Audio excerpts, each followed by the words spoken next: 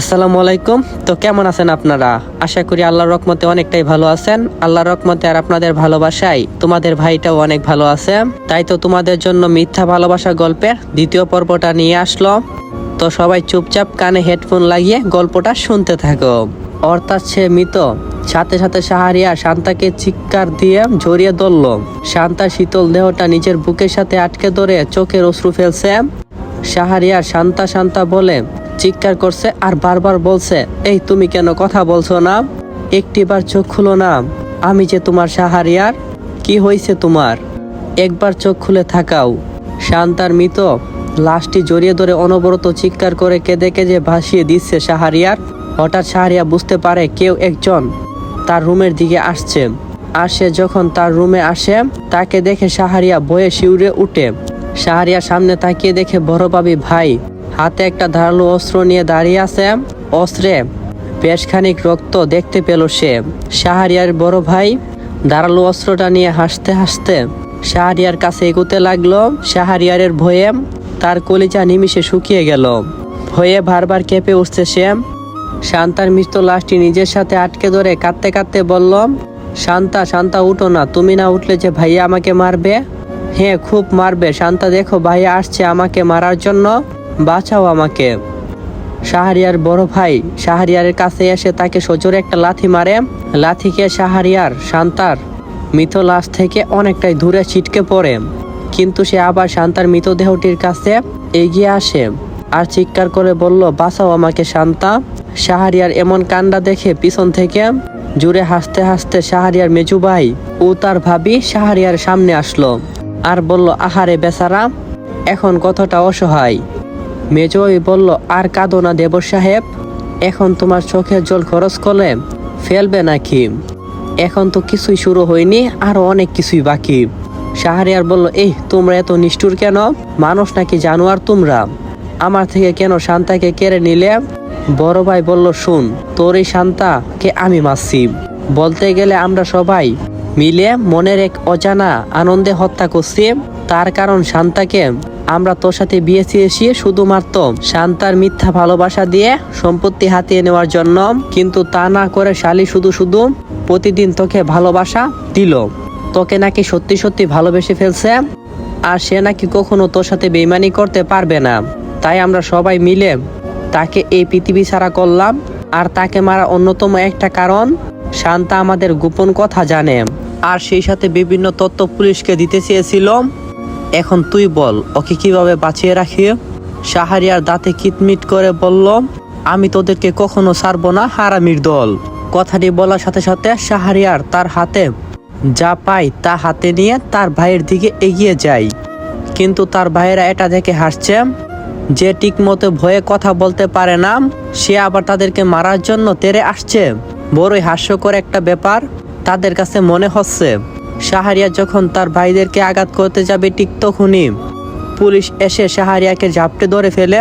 তারপর শাহরিয়া ছুটার জন্য অস্থির হয়ে পড়ছে, কিন্তু কিছুতেই ছুটতে পারছে না। শাহরিয়ার মেজু ভাই পুলিশকে চিৎকার করে বলল, অফিসার, এই মানুষরূপী জানোয়ারটাকে এখান থেকে নিয়ে যান। সে তার স্ত্রীকে হত্যা করছে আর এখন আমাদের হত্যা করার জন্য এগিয়ে আসতেছিল। মেজু ভাইয়ের কথা শুনে শাহরিয়ার অবাক না হয়ে পারল না, তো মেরে শুধু চেয়ে আছে তাদের প্রত্যেকের দিকে। অতএব শাহরিয়ারকে পুলিশ থানায় নিয়ে যায়। অবশ্যই শাহরিয়ার কিছুতেই আসতে চেয়েছিল না, কিন্তু পুলিশ তো পুলিশই হই, তারা তাদের কাজ যথাযথভাবে করতে বাধ্য। কিছুদিন পর শাহরিয়ারকে কোর্টে তোলা হলো। সেখানে প্রমাণ হলো শাহরিয়ার মেন্টাল কোনো সমস্যা আছে, অর্থাৎ তার মাথায় কোনো প্রবলেম আছে। আর এসব মানুষকে আমরা পাগল বলে থাকি। অতএব কোর্টে পরিষ্কারভাবে প্রমাণ হয়ে যায় শাহরিয়ার মেন্টাল আর বাংলা ভাষায় পাগল। ফাঁসির রায় থেকে বেঁচে গেল শাহরিয়ার, কিন্তু শাস্তির হাত থেকে রেহাই পায়নি। কমপক্ষে 2 বছরের কারাদণ্ড দেয় শাহরিয়ারকে এবং তার দ্রুত চিকিৎসা করার দিকে অগ্রসর হতে বলে সবাইকে। শেষ করলেন বিচারপতি বিচারের রায়। জেলে থাকা অবস্থায় শাহরিয়ারকে বিভিন্নভাবে চিকিৎসা দেওয়া হয়েছিল, কিন্তু তার মধ্যে কিছু আসামিরা শাহরিয়ারকে বিরক্ত করা শুরু করে দেয় আর এক সময় নানাভাবে অত্যাচার করতে থাকে শাহরিয়ারকে। পাড়ায় পাড়ায় যেমন নেতাগিরি চলে ঠিক তেমনি জেলের ভিতরেও নেতাগিরি চলে। জেলের এক কোনায় বসে বসে শান্তাকে বারবার মনে করছিল শাহরিয়ার। শান্তাকে খুব ভালোবেসে ফেলছিল, কারণ শান্তাই একমাত্র মানুষ যে কিনা শাহরিয়াকে একটু বুঝতো আর ভালোবাসতো। শান্তার স্মৃতি শাহরিয়া কোনো মতেই ভুলতে পারছে না। কিছু কিছু বিষয় বা জিনিস আছে যেটা ভুলে যাওয়ার চেষ্টা করলেও ভোলা যায় না, মনে থাকে অনন্তকাল। যতই ভোলার চেষ্টা করতেছে ততই যেন তার স্মৃতিগুলা তার চোখের সামনে ভেসে উঠছে। শাহরিয়ার কখনো ভেবে উঠতে পারেনি শেষ পর্যন্ত যাকে ভালোবাসছিল তার গুণের মিথ্যা অপবাদে জেল খাটতে হচ্ছে তাকে। হঠাৎ করে কয়েকজন লোক এসে শাহরিয়ারকে মারতে থাকে কোনো বিষয় ছাড়া। শাহরিয়ার এখনো কিছু করছে না, ভয়ে বারবার তাদের পা জড়িয়ে ধরে মিনতি করছে ছেড়ে দিতে। হঠাৎ তাদের মধ্যে একজন লোক বলে উঠল, আবে পাগলা শালা, তুই নাকি তোর স্ত্রীকেই খুন করছিস? তা তোর স্ত্রীকে হত্যা না করে আমাকে দিয়ে দিতে পারতি, আমরা না হয় একটু মজা করতাম, একটু চেটে দেখতাম স্বাদটা কেমন ছিল। লোকটির কথা শোনা মাত্রই শাহরিয়ার মাথাটা নিচু করে ফেললো এবং দুটি চোখ বন্ধ করে ভাবতে থাকে, যদি সে আজকেও কোনো কিছু না করতে পারে তাহলে আর কখনো কোনো দিন কোনো কিছুই করতে পারবে না। তারপর হঠাৎ করে শাহরিয়ার মাথাটা উঁচু করে চোখের জলগুলো মুছে তাকিয়ে মুস্কি একটা ভয়ানক হাসি দিল। শাহরিয়ারের মুস্কি হাসি দেখে লোকগুলো যেন বইয়ের চোরব আকাশে পৌঁছে গেল। এরকম আজব টাইপের হাসি তারা কখনো দেখেনি। ওই লোকগুলো কোনো কিছু বলার আগেই শাহরিয়ার 3 থেকে 4টা চোর মেরে সবাইকে শুইয়ে দেয়। আর যে লোকটা বাজে কথা বলছিল তার গলা চেপে ধরে শাহরিয়ার আর বলতে থাকে, কুত্তার বাচ্চা, এখন বল, এখন বল, কথা বলছিস না কেন? শাহরিয়ার চিৎকার যেন পুরো জেলখানা কেঁপে উঠছে বারবার।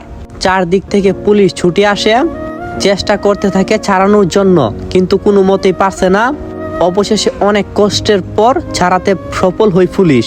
শাহরিয়ার অবস্থা সুবিধা মনে হচ্ছিল না বলে তাকে চিকিৎসার জন্য দ্রুত পাঠানো হলো হসপিটালে। কেটে গেল 2 বছর। 2 বছর পর জেল থেকে বের হলো শাহরিয়ার। চোখ মেলে তাকিয়ে দেখলো বাহিরের জগৎটাকে। এখন সে পুরোপুরি সুস্থ, কিন্তু তার মনে এখনো রয়েছে সেই বেদনা, যে বেদনা ভোলা বড় কঠিন তার কাছে। রাত প্রায় 11:45 বাজে। শাহরিয়ার বড় ভাই এখনো ঘুমায়নি, অথচ তার স্ত্রী সেই কবে ঘুমিয়ে পড়ছে।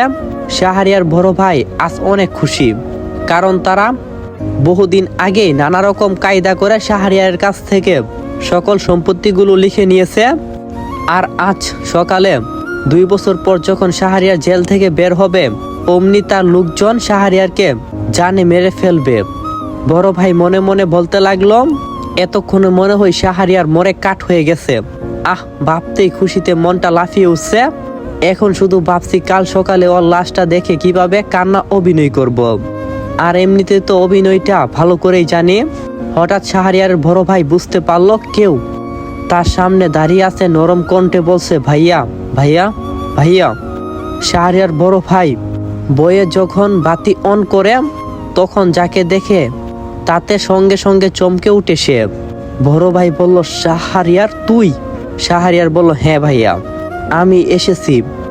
এই যে আমার হাতে জিনিসটা দেখছো, ওই যে রক্তমাখা ছুরিটা, ওইটাও নিয়ে এসেছি তোমাদের উপহার স্বরূপ। বড় ভাই বলল, হা, তুই আমাকে বই দেখাচ্ছিস? না হেসে পারলাম না। আর তুই এখানে কেন? তোর তো এতক্ষণে মরে যেয়ে কাঠ হয়ে যাওয়ার কথা, কিন্তু তুই এখনো বেঁচে আসিস কিভাবে? আমার মনে হয় তুই সেখান থেকে পালিয়ে এসেছিস। আর তুই কি ভাবছিস তোর এই রং মাখা ছুরিটা দেখে আমি ভয় পাবো? বড়ই হাস্যকর। আমার লোকের হাত থেকে বেঁচে গেলি, আমার হাত থেকে তো কিছুতেই বাঁচতে পারবি না আমার আদরের ছোট ভাই। নিজের বড় ভাইয়ের মুখ থেকে এমন কথা শুনে শাহরিয়ার তার হাতের ছুরিটা থেকে রক্তগুলো বুড়ো আঙ্গুল দিয়ে মুছতে মুছতে নরম সুরে বলল, তোমাদের সবার সময় যে ফুরিয়ে আসছে ভাইয়া, বাঁচবে না, কেউ বাঁচবে না। কথা বলার পুরোপুরি শাহরিয়ার জুড়ে জুড়ে ভয়ঙ্করভাবে হাসতে শুরু করলো। আর সাথে সাথে রুমের বাতিগুলো নিভে গেল। শাহরিয়ার হাসিটা যেন বাড়িটা ফেটে যাচ্ছিল। এখন কেন জানি শাহরিয়ার বড় ভাইয়ের মনে যেন হাজারো বই বাসা বাঁধছে। মনের অজান্তে কখন যে নিজের শরীরের প্রতিটা লোম দাঁড়িয়ে গেছে সেদিকে কোনো খেয়াল নেই শাহরিয়ারের বড় ভাইয়ের। শাহরিয়ার এরও ভয়ানক হাসির শব্দে শাহরিয়ারের বড় ভাবির ঘুম যে কোথায় হারিয়ে গেছে তা সে নিজেও জানে না। ভয়ে ঘুম থেকে লাফিয়ে উঠছে। শাহরিয়ার ভাইকে ঝরিয়ে ধরল এসব কি হচ্ছে? হঠাৎ করে আবার রুমের বাতিগুলো জ্বলে উঠলো। এখন যে আর হাসির শব্দ হচ্ছে না। শাহরিয়ার মেজো ভাই আর মেজো ভাবি দুতম, বড় ভাই আর বড় ভাবি রুমে আসে। তাদের সবারই একই প্রশ্ন, এরূপ ভয়ঙ্কর হাসিটা কার ছিল? কিছুক্ষণ চুপ থেকে বড় ভাই সবাইকে সবকিছু খুলে বলল। সেদিন রাতে সবাই বাড়ির কোনায় ভালো করে খুঁজে দেখছিল শাহরিয়ার কোথায়, কিন্তু কোথাও খুঁজে পায়নি। এবং তারপরের দিনও বিভিন্ন জায়গায় শাহরিয়াকে খুঁজতে থাকে, কিন্তু তার কোনো চিহ্ন তারা কেউই খুঁজে পায় না। ধীরে ধীরে পার হয়ে গেল মাসখানিক, আর এরই মধ্যে দেশের মধ্যে সৃষ্টি হয়ে গেল মাফিয়াদের একটা গ্যাং। ড্রাগ কিং নামক নতুন এক শক্তিশালী গ্যাং তৈরি হয়। দেশের এমন কোনো মানুষ নেই যে এই গ্যাংয়ের নাম শুনেনি। এই গ্যাংয়ের কাজ হলো মানুষকে সাহায্য সহযোগিতা করা এবং সব ধরনের ভালো কাজ। আর তাছাড়া দেশের আবর্জনাগুলোকে পরিষ্কার করা অন্যতম প্রধান কাজ তাদের। আর তাদের লিডার হচ্ছে আমাদের সেই ভীত ছেলেটি শাহরিয়ার। মিথ্যা ভালোবাসার গল্পের দ্বিতীয় পর্ব এখানেই সমাপ্ত করলাম। পরবর্তী পর্বের জন্য বেশি বেশি কমেন্ট আর অবশ্যই ভিডিওতে একটা করে লাইক, আর চ্যানেলে নতুন হয়ে থাকলে চ্যানেলটা সাবস্ক্রাইব করো। আর হ্যাঁ, অনেকের মনে হয় অনেকটাই প্রশ্ন যে সাইমন ভাই তুমি কেন পুরা গল্পটা কন্টিনিউ করতেছো না, একের পর এক কেন নতুন গল্প নিয়ে আইতাছো? তো ওইগুলোর জন্য আমি মন থেকে সরি কইতাছি। আশা করি এখন থেকে আপনাদেরকে আমি পুরো গল্পই দিমু। আর এই গল্পটা শেষ হইলে তোমাদের মন্তব্যগুলা আমার কমেন্ট বক্সে বইলা দিও যে তোমরা কোন টাইপের গল্প চাও আর কি গল্পই চাও। আশা করি তোমাদের মনের মতো গল্প আমি দিতে পারবো। আর ভালো থাইকো আর দোয়া করো ভাইয়ের লাইগা। আর তোমাদের জন্য মন থেকে আমার ভালোবাসা রইলো, কারণ তোমাদের জন্য আজকে এতটুকু পর্যন্ত আসতে পারছি। আশা করি অনেক আগে যাইতে পারবো যদি তোমরা ভালোবাসা দাও। তো ভালো থাইকো আমার ভালোবাসার মানুষগুলা। দেখা হবে পরের পার্টে।